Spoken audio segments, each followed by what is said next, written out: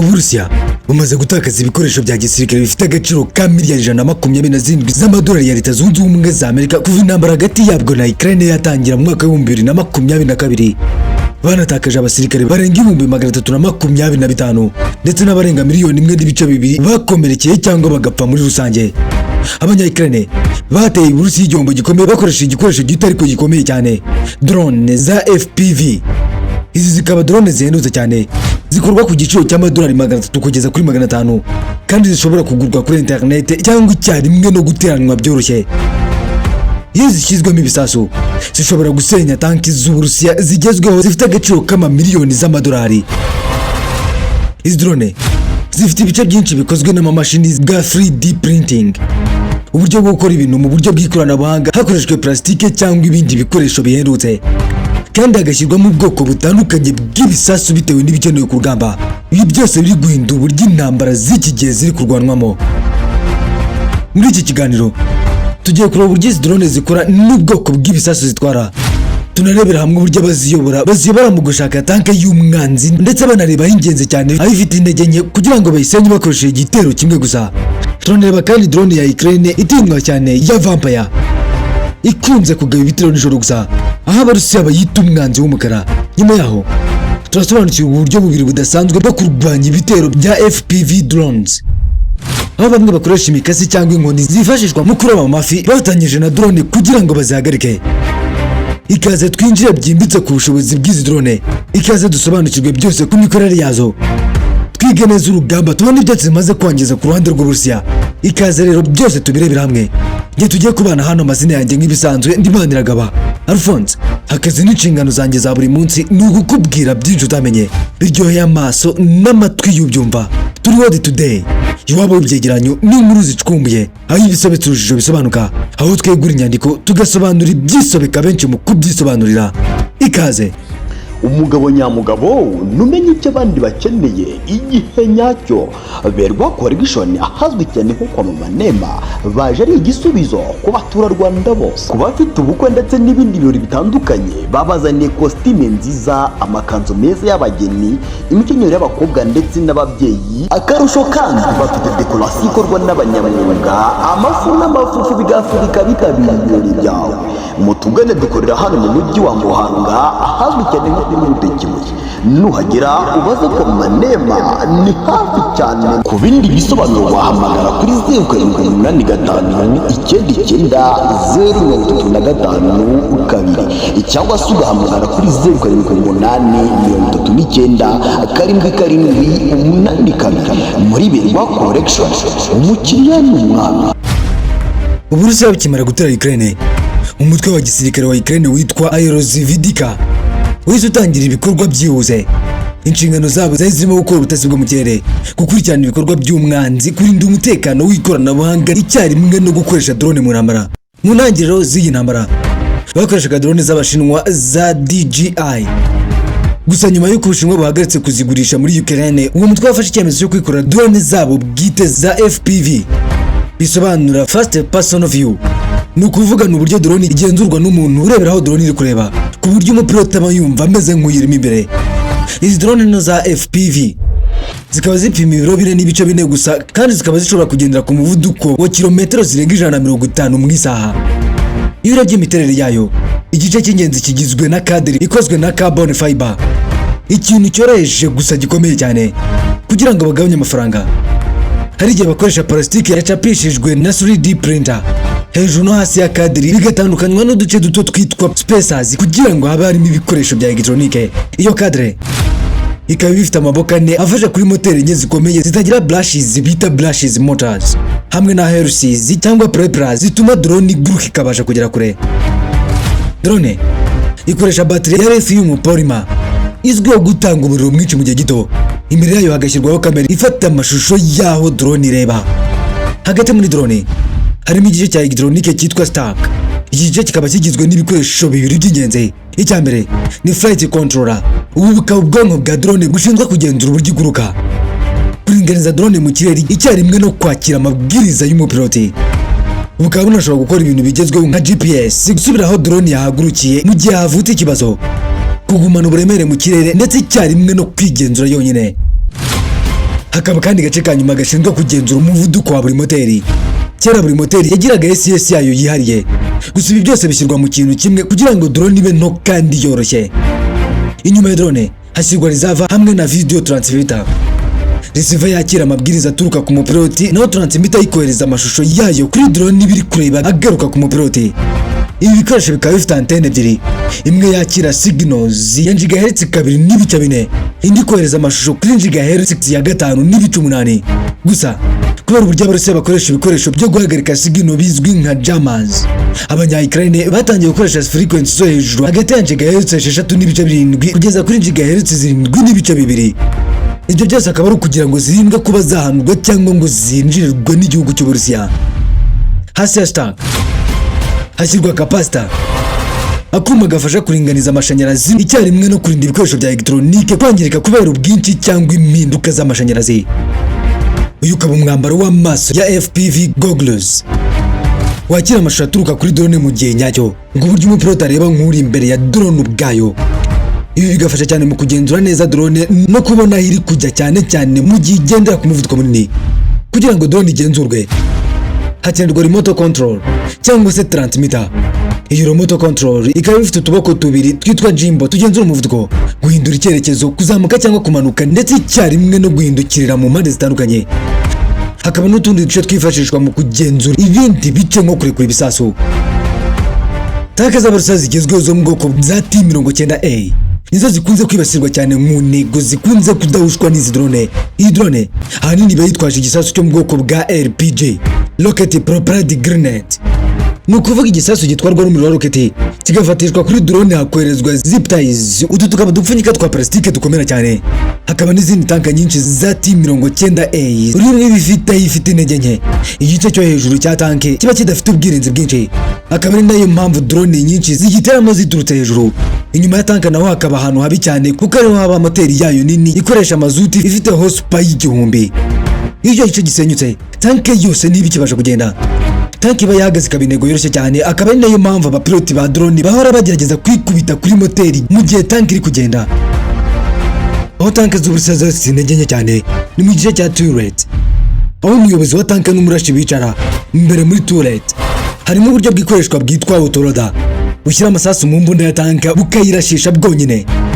Munsi y'iyo autoloader hakaba ariho habikwa amasasu yose n'ifu yayo.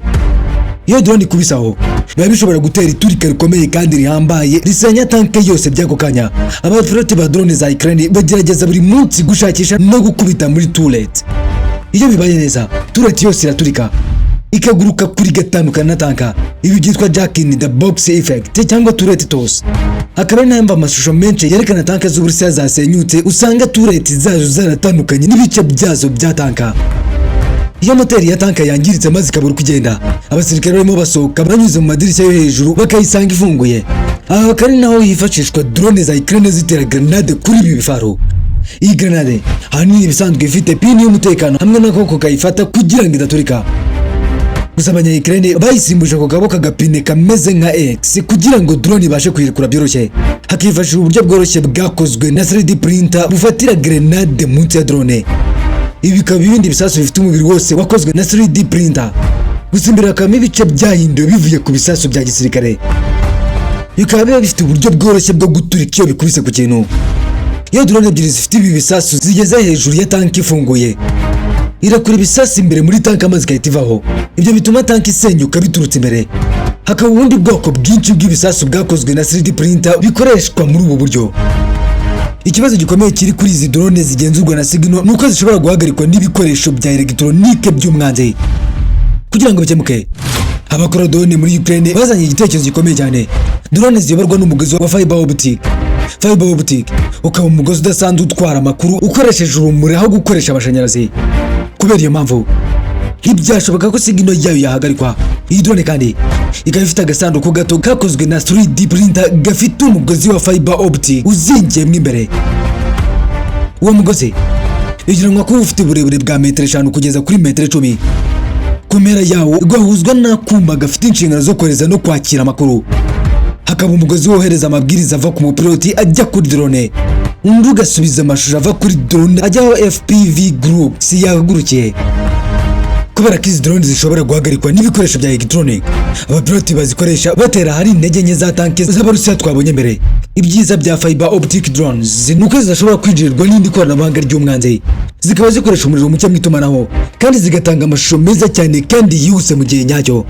Izi drone ziyoborwa na fiber optic zazo zifite ibibazo byinshi. Icya mbere nuko intera zigurukiraho iba ifite aho igarukira, ntizishobora gutwara ibisasu biremereye cyane kandi ntizimara igihe kinini mu kazi kuko zangirika vuba.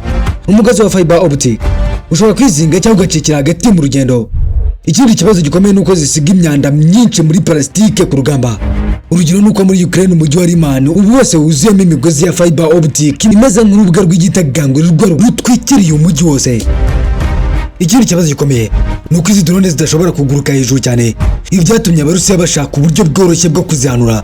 Abasirikare b'Uburusiya bahisha ibyuma n'ibiti bakareka drone ikabanyuraho iyo imaze kubarenga, begera bitonze kasi nini maze ubwo bakahita bakata umugozi wa fiber optic. Ako kanya drone ihita itakaza ubugenzuzi bwose yari ifite ikagwa hasi igahita inaturika. Gusa hari drone imwe Abarusiya batinya cyane kurusha izindi, iyitwa vampire drones. Yiswe vampire kubera gukunda kugaba ibitero nijoro. Abarusiya bo bakayita baba Yaga. Izina rikomoka mu migani y'Abaslave rivuga umurozi uteye ubwoba ugenda nijoro. Iyi drone iza mu bwoko butandukanye bufite moteri enye, eshatu cyangwa umunani. Mu by'ukuri ikaba yarakomotse kuri drone nini zakoreshwaga mu buhinzi zitwaga agitocopter. Ni ukuvuga drone zifite moteri umunani. Iyi drone ifite kamera ya infrared, kamera ibasha kubona ubushyuhe bw'ikintu no gufata amashusho nijoro icyarimwe ikaba idakangwa n'umwijima. Ikaba ifite bateri ebyiri zikomeye cyane zituma ishobora kuguruka intera ndende kugera kuri kilometero 40. Ikaba ishobora no gutwara ibisasu cyangwa imitwaro ifite uburemere bugera ku biro 33.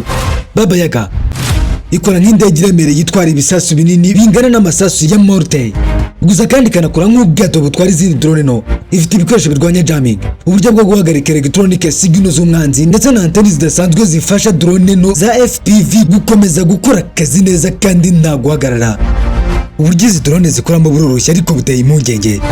Mbere drone no za FPV zabanza gushaka abasirikare b'Uburusiya bishe nko mu byo mu matanka cyangwa mu mihanda y'intambara yitwa trenches.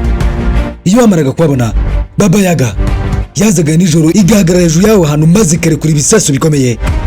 Ibyo bikorwa bigasiga inzira ifunguye kugira ngo ingabo za Ukraine zibashe gutera imbere. Baba Yaga imaze gukora ibikorwa by'intambara birenga miliyoni 2.5 kandi byose byakozwe mu mwaka wa 2025. Aho uruganda rwikora rwahawe igihembo ku buryo ikoreshwa bwo gutera bufite akamaro kurusha ubundi ubwo aribwo bwose Ukraine iri gukoresha ku rugamba. Yabaye iya mbere mu gutera igihombo kinini abasirikare b'Uburusiya. Mu mubare w'ibitero byakozwe na drone zifite moteri nyinshi ndetse no mu mubare w'ibikorwa byo gutera byatanzwe muri icyo cyiciro cy'amadrone z'amabombe. Uburusiya nabwo bwohereza drone za FPV muri Ukraine. Gusa abanya-Ukraine nabo bashatse uburyo bworoshye bwo kuzirwanya, bashyira inkoni yo kuroba amafi kuri drone yabo ya FPV maze ubwo bakahita banatangira guhiga drone z'Abarusiya. Iyo begera drone y'umwanzi, umupiloti agerageza gukubita helis yayo akoresheje inkoni. Iyo helis ikubiswe, drone y'umwanzi ihita itakaza ubugenzuzi bwose ikagwa hasi.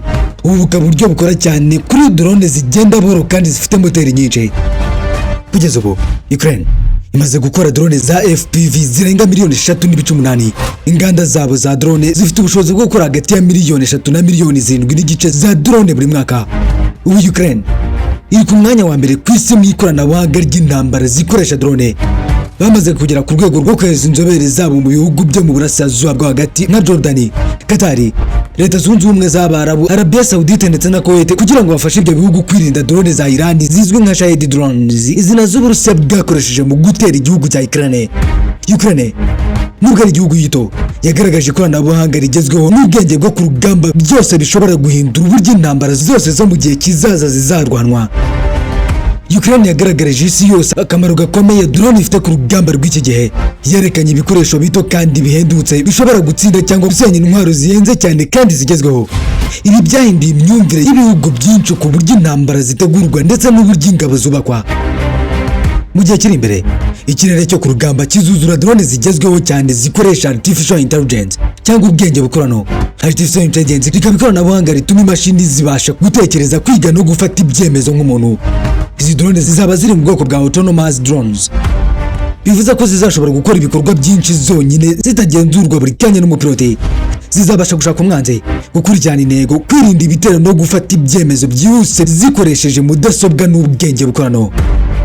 ibi bishobora kuzahindura burundu uburyo intambara zo mu gihe kizaza zarwanwa, aho abantu bake bazajya bajya ku rugamba mu buryo busanzwe, maze imashini z'ikoranabuhanga zikaba arizo zifata umwanya munini mu mirwano. None Ukraine niyibona gute mu ntambara y'ejo hazaza? Ese kuba yaratewe n'Uburusiya byaba byarayihaye ubumenyi bungana iki ku rugamba? Ubwo twe naha dusoreje ikiganiro cy'uyu munsi, mbashimira kubana natwe mu biganiro byacu bya buri munsi. Duhana mu biganiro nk'ibi, amazina yanjye nk'ibisanzwe ndibandiragaba Alphonse. Akazi n'inshingano zanjye za buri munsi ni ugukubwira byinshi utamenye, biryoheye amaso n'amatwi y'ubyumva. Turi World Today, iwabo y'ibyegeranyo n'inkuru zicukumbuye, aho ibisobanuro bisobanuka, aho twegura inyandiko tugasobanura ibyisobeka benshi mu kubyisobanurira. Tubonana mu biganiro byacu bitaha. Bye bye.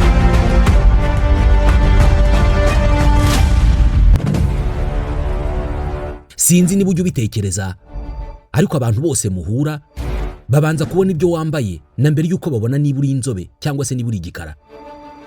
Babanza kureba niba uberewe na mbere yo kumenya niba ufite ubwenge buhagije. None niba imyambaro ifite akamaro kangana uko, kubera icyo uyigurira aho ubonye hose. Nk'ubu dushobora kugenda mu muhanda nkakwereka abantu baguriye imyenda aho babonye hose, nkanakwereka n'abandi baguriye cyangwa se badodesheje ahantu hazima nko muri Mbagariye fashion.